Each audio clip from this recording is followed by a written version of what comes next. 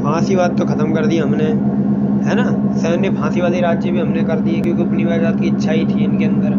भैया खुद गुलाम बने पड़े हो चाइना से और दूसरों को गुलाम बनाने की सोच रहे हो। आर्थिक मंदी के कारण सेना को तुमने बढ़ावा दे दिया। लोकतंत्र उदारकामियों के नाकामी, उदारवादियों की मांग को कोई पूरा नहीं किया गया। सेकंड वर्ल्ड वॉर तो बहुत बुरा हो गया पहली बार ही, है ना, तो इसको तो हम देखेंगे नहीं। बात यहाँ पे आती है जर्मनी और नाजीवाद को क्यों हुआ भैया। नाजी देखिए, सबसे बड़ी बात है नाजीवाद को उत्कर्ष और सुदृढ़ होने की प्रक्रिया।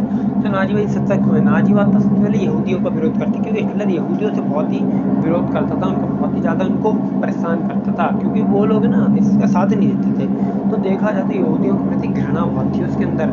अब क्या किया है उसने, मारना स्टार्ट कर दिया, है ना। नाजीवादी पार्टी के द्वारा बना दी तो भाई मारना स्टार्ट कर दिया। लेकिन अब बात करते हैं जर्मनी के अंदर नाजीवादी पार्टी आई किस लिए, है ना। इसका कारण क्या था भाई, हिटलर के द्वारा नाजीवादी दल बनाया गया था और इसको सर्वोच्च बनाना इसका उद्देश्य था, है ना, कि लोगों को शामिल किया गया और देश को सर्वोच्च बनाना चाहते थे। 1920 में प्रथम विश्व युद्ध का बाद नारीवादी पार्टी बनाई गई, नारीवादी पार्टी यानी नाजीवाद। अब देखा जाए तो यहाँ पे वर्साई की संधि सबसे पहले देखी जाती है। तो वर्साई की संधि जो थी बहुत अपमानजनक थी भाई। हिटलर ने तो इतना तक कह दिया कि छोड़ो ये घर बार, इसको तो मैं दूंगा ही नहीं, इसका पैसा भरूंगा ही नहीं। इसने गैर उगलना शुरू कर दिया, मिलिट्री पावर को बढ़ाना स्टार्ट कर दिया।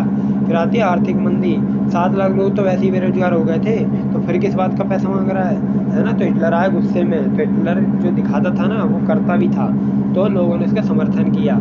साम्राज्यवाद का बढ़ता हुआ संकट भाई, यूरोप के अब जो रूस के विचार वैसे ही फैल रहे थे, रूस के विचारों को फैलने नहीं देना चाहता था ये नाजीवाद और हिटलर, क्योंकि हिटलर मुसोलिनी का दोस्त था भाई, आपस में मिल गए थे ना।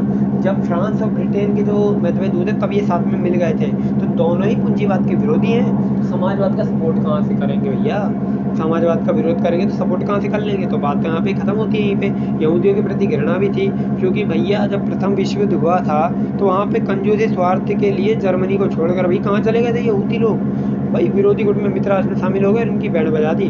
तो हिटलर का व्यक्तित्व अगर देखा जाए तो असाधारण व्यक्ति नहीं था भैया, स्पीच देता तो मतलब क्या बोलूं इसके बारे में।